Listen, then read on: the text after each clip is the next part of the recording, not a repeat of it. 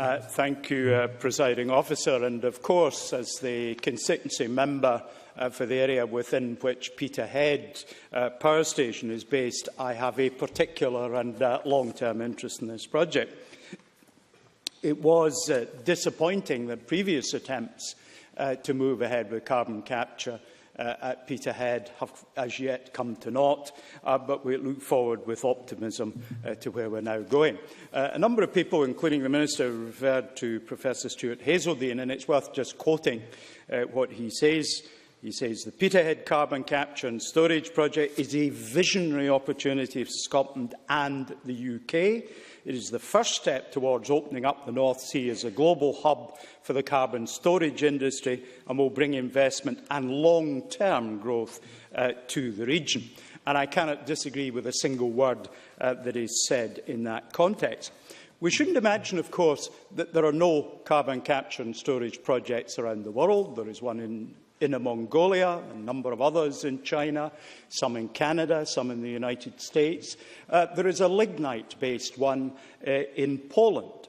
But what there is not, and what makes Peterhead distinctively unique, is that there are as yet no gas-based carbon capture and storage opportunities yet operating.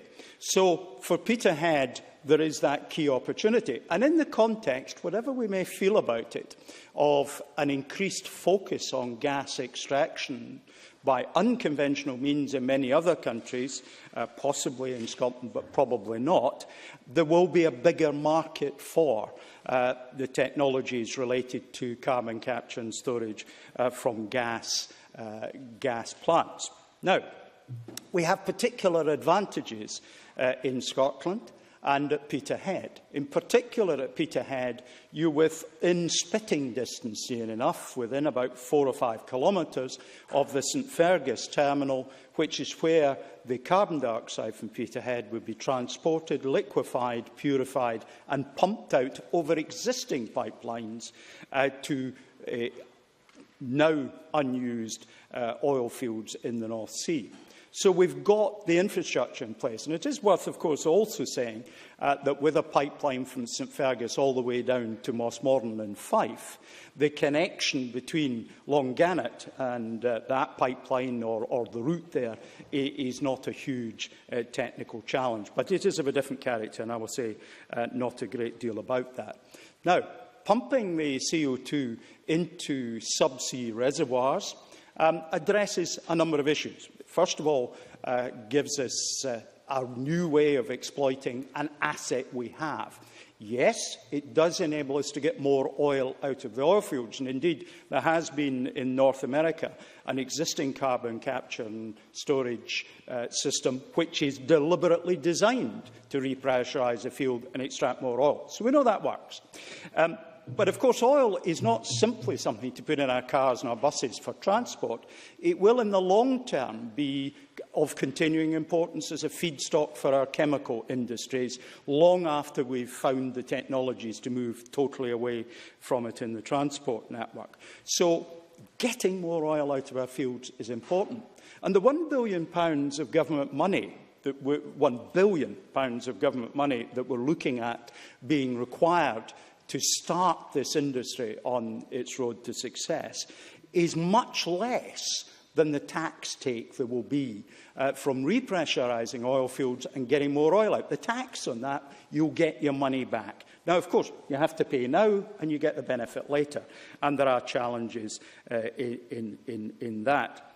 There are, in China, 6 carbon capture projects already working, interestingly, in a range of areas. Thermal, coal chemical, cement and the steel sectors are all either running or being planned, but no gas. So the opportunity is there for us. We also, of course, in the North Sea, we have a network of pipes throughout the North Sea, which means we'll be able to take carbon dioxide, carbonic acid, from a range of countries. I know, for example, public opinion in Poland is not very keen on the idea of storing the CO2 under where people stay. Now, I happen to think the evidence for that is not particularly material, but we can solve that problem for the Poles by taking the carbon dioxide away and storing it under the sea. We have unique advantages in that we have a well-understood geology, and we know where all the holes that have been drilled into the geology are, because we have good record-keeping from the exploitation of these oil fields. We've got a good network of pipes. They're the biggest risk to releasing CO2, but we understand the pipes. We understand the valve technology. We have lots of companies that have been working in this industry. CO2, by the way, in China from carbon capture is even being used in the food industry, in baking and in the making of fizzy drinks. But one of the most exciting things that may come and that plays into Scotland's strength in the biosector is that in Australia there are algosynthesis facilities being used where CO2 from carbon capture is being used to feed algae to produce fuel. So there are a whole series of opportunities. This is just the first steps on a huge opportunity that will extend to many different areas. Presiding Officer, bio, jobs, lots of jobs in my constituency and across Scotland. Yes, there is more oil than we can afford to burn, but we need it for other purposes. I've stood on the top of the pile at Torness. Nuclear has no fear for me. But on the other hand, nobody will commercially pick up the risk of the whole life for nuclear in this area with a good prospect of commercial success. Nuclear, after decades, remains entirely unproven. Presiding Officer.